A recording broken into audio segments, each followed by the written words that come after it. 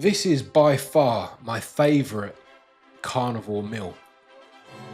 So it's one bit of ribeye steak, and as you can see, it's a decent sized bit with a decent amount of fat. I usually have it with more fat than that, and the fat there is quite difficult to break up. But what I like to do is I like to really pull the meat apart, stretch it out. For whatever reason, that makes it taste so much better. So I always do that. So we put that down there on one side because we've got a lot more to fit in here. And then we're also going to put 2 bits of pork loin. Now this is a lot thicker than I'd normally get, but it's got a lot of fat on it, which means it's going to taste good, because I couldn't get the thin cut one. They didn't have any that had any fat on it.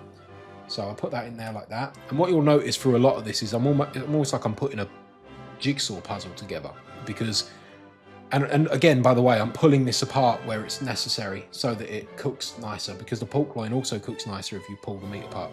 But yeah, I'm putting it in like a jigsaw puzzle because you've got to, first of all, you know, if bits are covered up, they won't cook properly. But then also, if one side of the air fryer liner is slightly pushed down, what will happen is when some of this fat melts, it will then start to run off of the air fryer liner. And that's why I have it positioned so close to that right side, so that the right side is pushing up against the ridge there, just to stop the fat running off, basically.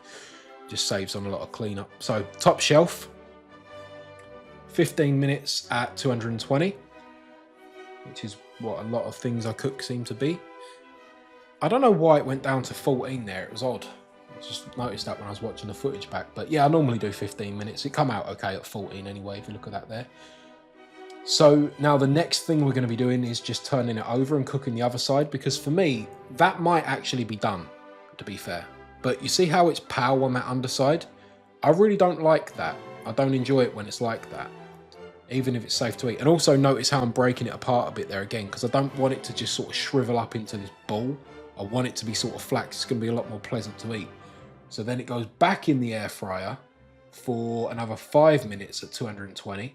Sometimes I'll check after, you know, 3 minutes, 4 minutes and just see, because it's sometimes, you know, with the different cuts, they'll burn at different points.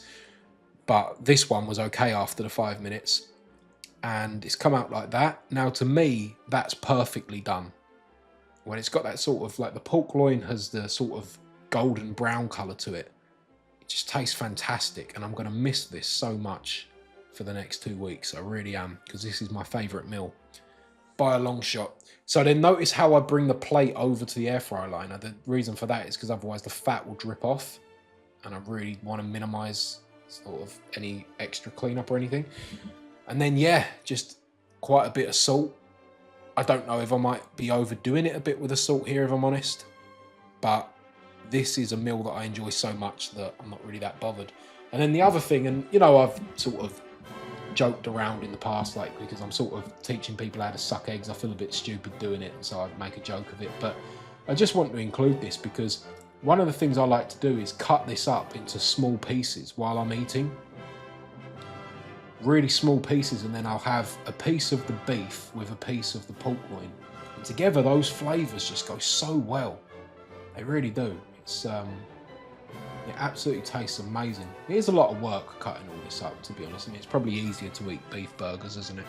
But I think there's a payoff there, you know. So that's why I will sit there happily for 5 minutes or whatever it is, just cutting it all up and then eating it. And yeah, it really is the best tasting thing. I mean, to me, pork loin tastes so similar to bacon, but you know that this is a healthier version. So one to give a go if you're on carnivore. Definitely give this a shot.